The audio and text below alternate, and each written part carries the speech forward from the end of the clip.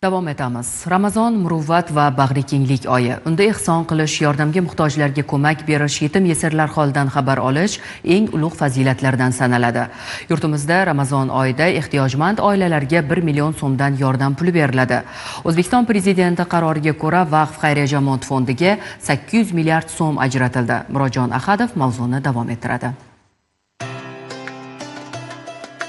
17 fevral kuni qabul qilingan prezident qaroriga muvofiq O'zbekistonda muborak Ramazon oyi munosabati bilan ehtiyojmand aholini davlat tomonidan qo'llab-quvvatlash bo'yicha qo'shimcha chora-tadbirlar joriy etildi. Mazkur qaror ijtimoiy siyosatning manzilli va tizimli mexanizmlarini yanada mustahkamlashga qaratilgani bilan ahamiyatlidir. Ushbu qarorga muvofiq 800 milliard so'm mablag'lar bevosita Vaqf xayriya jamoat fondiga ajratiladi va mana shu mablag'lar doirasida 1 million so'm miqdorida bir martalik moddiy yordam quyidagi oilalarga beriladi. Demak, bular qaysi oilalar? Bevosita bular ijtimoiy reyestrdagi davlat ta'minotidagi turgan 215 mingta oila. Bu toifalar odatda doimiy ijtimoiy himoyaga ehtiyoj sezadigan qatlam hisoblanadi va ularni qo'llab-quvvatlash davlat ijtimoiy siyosatining ustuvor yo'nalishlaridan biri hisoblanadi. Yana bir muhim jihat bu 500 ming so'm miqdoridagi bir martalik moddiy yordam esa ijtimoiy reyestrdagi kambag'al oila toifasidagi 421 mingta oilaga ko'zda tutilgan berilishi. Shu bilan birgalikda reyestrga kirmagan, biroq mahalla yettiligi tomonidan ehtiyojmand deb topilgan